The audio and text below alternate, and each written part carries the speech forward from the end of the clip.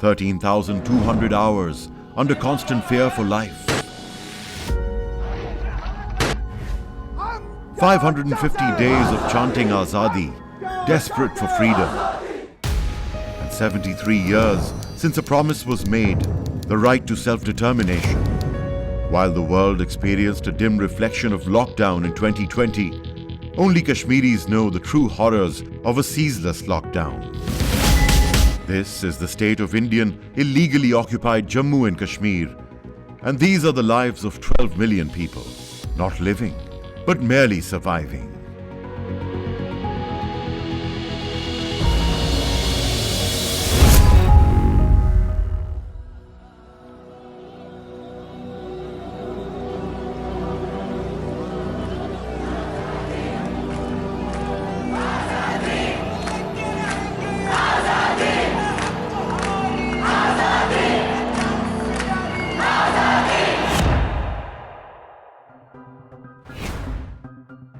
On August 5, 2019, the Indian government sent shockwaves across the globe. A significant move to take direct control of the state of Kashmir. Indian illegally occupied Jammu and Kashmir was stripped of a special status.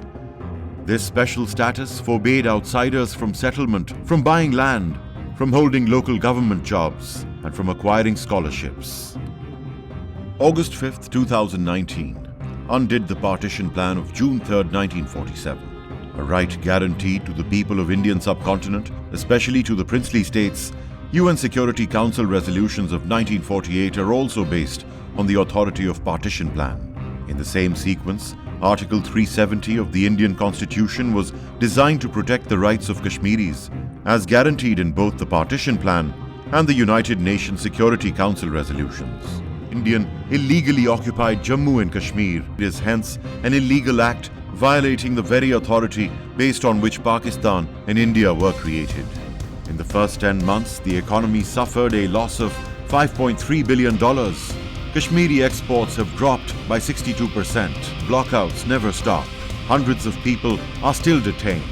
45% of the population is now showing signs of mental deterioration. And still almost a million-sized force is deployed, making it the most militarized region on the planet. The question is why? Isn't India the largest democracy in the world? Then why weren't the 12 million Kashmiris consulted before August 5, 2019? 72 years since the resolution was passed, but an outcome never came. What prevents an outcome here is the same force that murdered Mahatma Gandhi, the RSS. They believed in racial purity, racial superiority.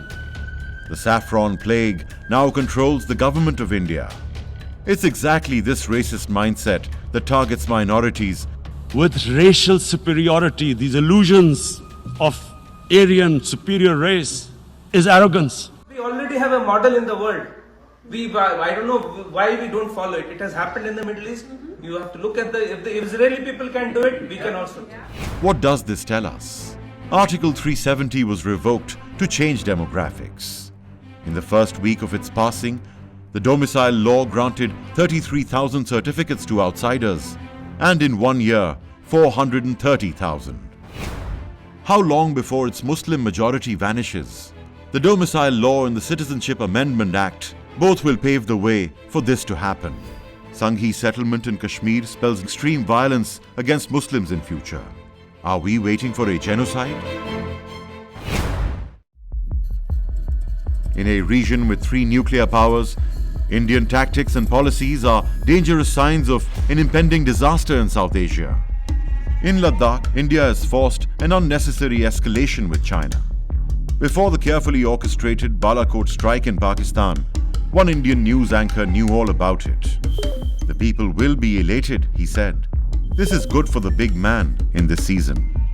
An EU group uncovered 750 plus fake media outlets promoting Indian propaganda over a period of 15 years.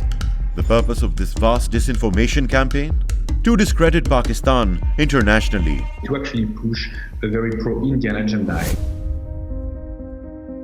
Pakistan believes that the road to the region's prosperity lies in peace. The opening of the Kartarpur corridor signaled one of Pakistan's most recent attempts at harmony with its neighbor. And what has been the Indian response? A temple is being built on the site of a historic mosque. It is a blot on the face of humanity. With nameless unmarked graves, countless rape victims, innumerable orphan children, divided families and broken communities, since 1989, more than 100,000 men, women and children have lost their lives in Indian, illegally occupied Jammu and Kashmir.